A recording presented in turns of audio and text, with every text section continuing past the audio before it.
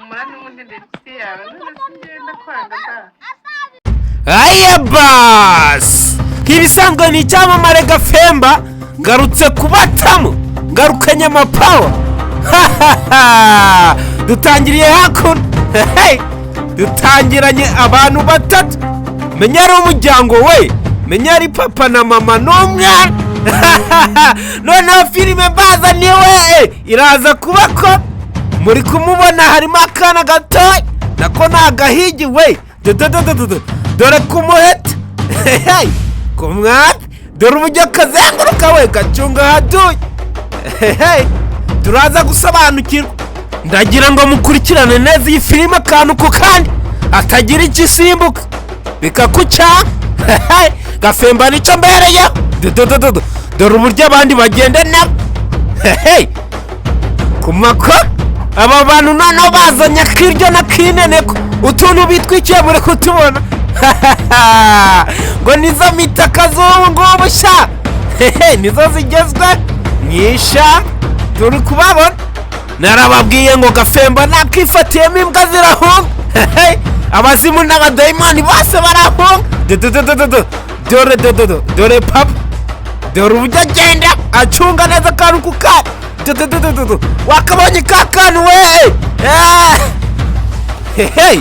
turaza gusobanukirwa undi hakuno nawe ari gucunga neza akantu ku kandi yipowe iyi filime ubanza ari abahigi we twamaze kubavumbura ubwo bahise The Hunter nicyo zina rya filime dore mama nawe hakuno aracunga neza ku muheto wiwe ku mwami umukinishije gato wita kumera turaza gusobanukirwa Gafemba nakifatiyemo amayobera n'intayo nakifatiyemo kandi n'imbwa zirahunga umugabo yicaye hakuno ari no gucunga neza atagira ikimwinjirana we dore umugore nawe bibutse iyi filime yajemo umuryango turaza gusobanukirwa mukurikirane neza akantu ku kandi yajemo papa mama n'umwana dore umugabo mujya yayura we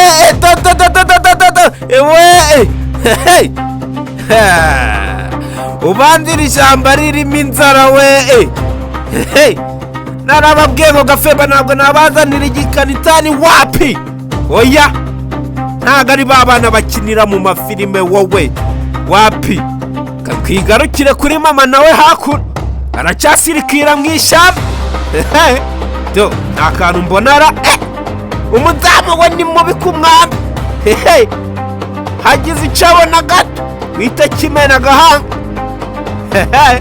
turaza gusobanukirwa dore nuko agenda uramubona ariko ku makoma yiwe reba ku mutwe we kakana nizo mitaka zo mu iyi myaka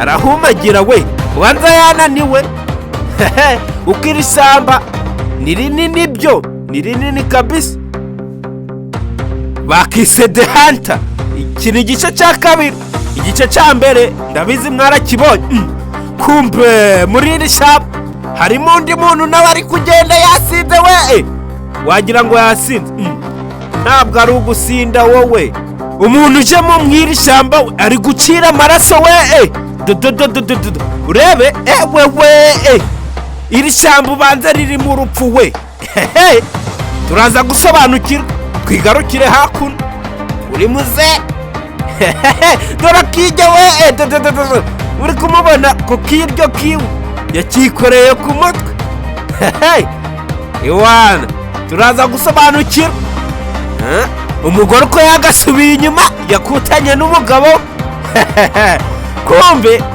ahangaha noneho ntabwo buzuye nk'umuryango muri kubibona neza ko hari uri kubura umwana yabuze byo bari kumushaka nk'uri gushaka itoroshi wagira ngo bari gushaka urushinge kandi ari kumara bari gushakisha itoroshi baricara babanze babyigeho nk'umuryango ubundi barebe wagwane barabigenza bate kugira babone umwana kumbe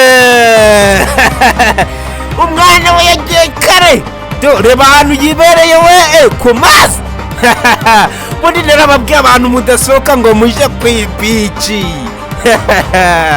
Dododododo umwana yigereye ku mazi yabacitse kare. Umwana we nta n'ubwoba afite, iwabo baracyamushaka, papa na mama bari kumushaka. Undi nawe hakuno wawundi twasize arimo acira amaraso, aracyacira we, aracyagaragurika. Dododododo ari gucira umutuku. Ntituzi ngo byamugendekeye bite, turaza gusobanukirwa. Dodododo arahira wagira ni ihene we. Dododododo dore ubujya kanya do ibyatsi byose arabyahira. Dododododo ababyeyi mama na papa mbibutse umwana yibereye ku mazi yagiye kwirira ubuzima we. Dododododo aramanuka, dukomeze dushake wenda hari ubwo twaza kumubona. Mama wasigara inyuma abanze yacunga wagwa arebe neza. Iyi ni The Hunter, iki ni igice cya kabiri. Mbibutse ko wayisanga kuri Star Pro Rwanda kuri YouTube channel ugakanda subscribe. Umwana arakibereye ku mazi. Ewana bamuguya. Baramubonye we, bari bamubuze. Wakana we wowe ukomeza udutesha umutwe, wari wagiye hesha. Ubundi umwana ni umurara gusumbya bose. Umwana witambukije mu iri shamba akagera ku mazi we. Dododo barishima. Dododo kumva bahigi we nabo bakunda amazi. Nta muntu udakunda amazi narababwiye. Gafemba ntabwo nabazanira igikanitani. Bishimamo. Dore uburyo bikunguta. Ariko ibintu by'inzara nabyo hakuno.